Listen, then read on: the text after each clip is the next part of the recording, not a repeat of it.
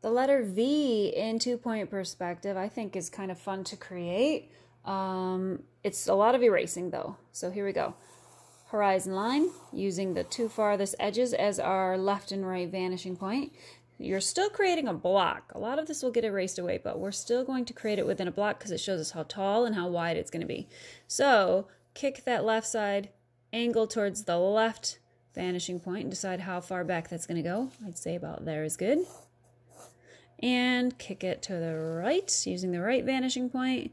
Extend that out farther. I'm going to say there. That's how wide it's going to be. And our block is ready. And this is our hinge. We're going to erase a lot of it away. A letter V, I tend to draw two straight lines, horizontal lines. Those are the tops of my letter V. And so the inside I'm going to create a V, and on the outside I'm going to create a V. And you can decide whether you want it to be flat on the bottom or come to a point. I'm going to have this come to a point. All right, so in this letter V, I'm going to create this smaller V first. Actually, I'm going to put this, I'm going to figure out where the bottom point of my V is going to go. Maybe here. And I'm simply going to go not to the corners, but a little bit inside. I'm going to plot this portion a little inside of those lines, maybe there and there. Draw those in. There's my small V. And then I'm going to plot these corners in the very corners. And I'm just going to draw it so it looks decent.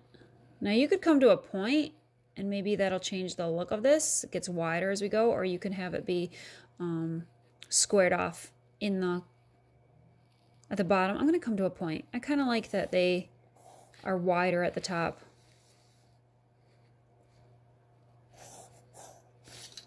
All right, there's my V. Looks like that. You can adjust as you see fit. So that's done. My model served its purpose, and I have a lot of erasing to do. Nothing inside, but this is no longer part of our letter. I don't have this line here or here. So I'm going to get rid of those lines.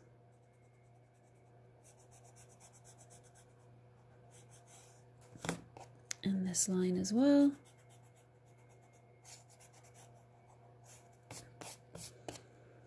I'm going to keep this point because if I were to take my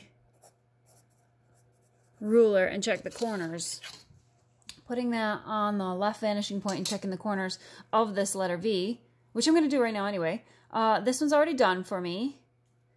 I'm going to keep scanning. Can't connect that one. That draw through my letter. There's the other one.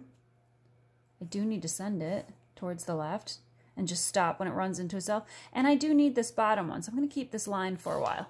All right, we are not done yet. If you're noticing, it's not quite finished. I need this back edge. Now, I erased from this corner to the ground. I erased that. Well, if I follow this corner back in space to the back corner, I'm going to erase there as well. It leaves me with another step. When you have diagonals, you just sort of draw them in so they match what's going on up closer to the viewer. So this in space is closest to us. We need it to be repeated back away from us. So I'm just going to match that angle and slide it without shifting it or changing it at all until it touches that back corner and draw that line in. That becomes the side of the letter V. And this is the inside of this portion. You may want to change that, make that a little bit darker. And that's all there really is to the letter V. It's actually quite simple.